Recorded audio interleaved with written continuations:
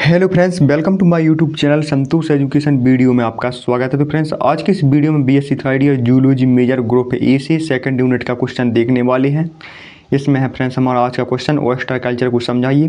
तो इसके पहले हम जो फर्स्ट यूनिट के हैं जो सभी वीडियो हैं और सेकंड यूनिट की कंप्लीट कर चुके हैं। अगर आपने वह वीडियो नहीं देखे हैं तो आप लोग यूट्यूब चैनल की प्ले लिस्ट में जाकर देख सकते हैं। तो चलिए इस वीडियो को स्टार्ट करते हैं और इस वीडियो को अपने दोस्तों के साथ ज़्यादा से ज़्यादा शेयर करिए। तो देखिए फ्रेंड्स, सबसे पहले आता है ऑयस्टर कल्चर में साइट सिलेक्शन करना पड़ता है। तो देखिए, सुक्तियों को उनके द्वारा उत्पादित मोती एवं मांस के लिए पाला जाता है और सुक्ति पालन हेतु स्थल चयन यानी कि साइट सिलेक्शन बहुत ही महत्वपूर्ण होता है। और स्थल चयन सुक्तियों के जीवन आगे देखते हैं फ्रेंड्स हम अभी। देखिए आप लोग यह डायग्राम बना लीजिएगा। तो देखिए आप लोग इसका स्क्रीनशॉट ले लीजिए। तो देखिए हम आगे देखते हैं। तो देखिए यह भी दिया गया है इसी का। तो चलिए हम आगे देखते हैं। सेक्शन सुक्तियों के जीवन चक्र उनकी प्रकृति तथा पर्यावरणीय दशाओं पर आधारित होता है। और देखिए साइट सिलेक्शन सुक्तियों की सुरक्षा, बचाव, उपयुक्त मात्रा में ज्वार भाटा के जल का बहाव, स्वच्छता, अनुकूलतम खारेपन, तापक्रम तथा पौधा प्लावकों की उपलब्धता का ध्यान रखा जाता है। और सुक्ति पालन स्थल प्रदूषण से मुक्त होना चाहिए, यह हमें इसका ध्यान रखना चाहिए फ्रेंड्स। और देखिए फिर इसके बाद है सुक्तियों का स्रोत यानी कि सोर्सेस ऑफ ऑयस्टर्स। तो देखिए खाद्य वो सुक्तियाँ या तो सुक्तियाँ संस्तरों में मौजूद प्राकृतिक समष्टियों से अथवा अंडों के विकास एवं स्फुटन द्वारा हैं जो प्राप्त की जाती हैं, या तूतीकोरिन तट से दूर मन्नार की खाड़ी से लगभग 12 से 15 किलोमीटर दूर 12 से 15 मीटर की गहराई पर अनेक सुक्तियाँ हैं जो संस्था मौजूद हैं। देखिए सुक्तियों का संग्रह इस क्यूबा का उपयोग करके गोताखोरों द्वारा किया जाता है। और पिछली शताब्दी में एवं हाल ही के वर्षों में विभिन्न सुक्तियाँ संस्तरों में बहुत उतार चढ़ाव देखे गए हैं। और जब कभी सुक्ति संस्तरों में सुक्ति उत्पादन अच्छा होता है तो उनको पकड़कर सुक्ति पालन में उनका उपयोग करते हैं। अब देखिए फिर इसके बाद इसमें स्फुटनशाला संचालन यानी कि हैचरी ऑपरेशंस। तो आवश्यकता अनुसार अंड निक्षेपण करने योग्य सुक्तियों को समय से जो प्राप्त करने हेतु परिपक्व सुक्तियों के भंडारण का रख रखाव आवश्यक होता है। और तथा यह तभी संभव होता है जब परिपक्व सुक्तियों की नियंत्रण दशा में देखरेख की जाए और तापक्रम को 25 डिग्री सेल्सियस के आसपास है जो स्थिर रखकर कीटो सर्कस प्रजाति के शैवाल की प्रभावी संख्या के साथ मिश्रित शैवालों का 4 लीटर प्रति सुक्ति प्रतिदिन के हिसाब से भोजन प्रदान करके वयस्क सुक्तियों की परिपक्वता को लंबे समय तक बनाए रखा जा सकता है। और साथ में संपूरक भोजन के रूप में 30 मिलीग्राम ऑयस्टर्स पर डे की दर से मक्का के कच्चे आटे की खुराक भी इस उद्देश्य के लिए है जो प्रभावकारी होती है। और सुक्तियों वाले जल का सतत बतायन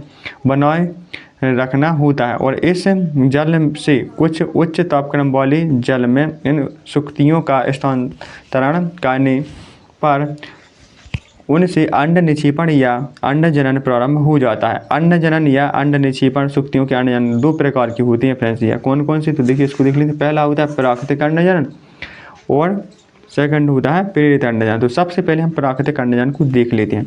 परिपक्व सुक्तियाँ जल के तापक्रम में थोड़ी वृद्धि होने पर अंड जनन करने लगती हैं और प्राकृतिक संस्तरों से संग्रहित सुक्तियाँ तभी अंड निक्षेपण प्रारंभ करती हैं जब उन्हें ताज़ा समुद्री जल प्रदान किया जाता है।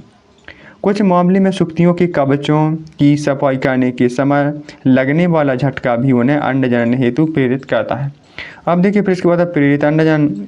सुक्तियों को अन्य माध्यमों द्वारा भी अंड जनन हेतु प्रेरित किया जाता है। तापोद्दीपन के समय सुक्तियों को टैंकों में भरे समुद्र जल में रखा जाता है और जल के ताप को 28.5 डिग्री सेल्सियस से बढ़ाकर 35.0 डिग्री सेल्सियस किया जाता है, जिससे प्रेरित होकर सुक्तियाँ अंड जनन प्रारंभ कर देती हैं। अब देखिए सुक्तियों को अंड जनन हेतु निम्नलिखित रसायन से भी जो फ्रेंड्स प्रेरित किया जाता है। तो देखिए आप लोग अगर इसको लिखना चाहें तो लिख सकते हैं। चलिए हम आगे देखते हैं जो इम्पोर्टेंट है। तो देखिए इसी में है फर्टिलाइजेशन। बिना किसी अपवाद के नर सुक्तियाँ पहले शुक्राणु द्रव का निक्षेपण जल में करती हैं, जो मादा को 45 मिनट में अंड निक्षेपण हेतु प्रेरित करता है और निक्षेपित अंडों का निषेचन जल में संपन्न होता है। आमों को तंतु गिलास से कोटिंग करके अथवा हल्की स्टील के बेरिलों को उत्प्लावकों के रूप में काम में लाया जाता है और ये रैप्ट को जल में प्लावित करते हैं और 6 मीटर गुणे 5 मीटर के साइज की जाटी को उपयुक्त माना जाता है और लकड़ी से भी निर्माण किया जाता है। और देखिए 6 मीटर गुणे 5 मीटर के साइज की चाटी के साथ सुक्ति पालन के 100 पिंजरों को बांधा जा सकता है। और देखिए फिर इसी में होता है निपात्य चाटियाँ।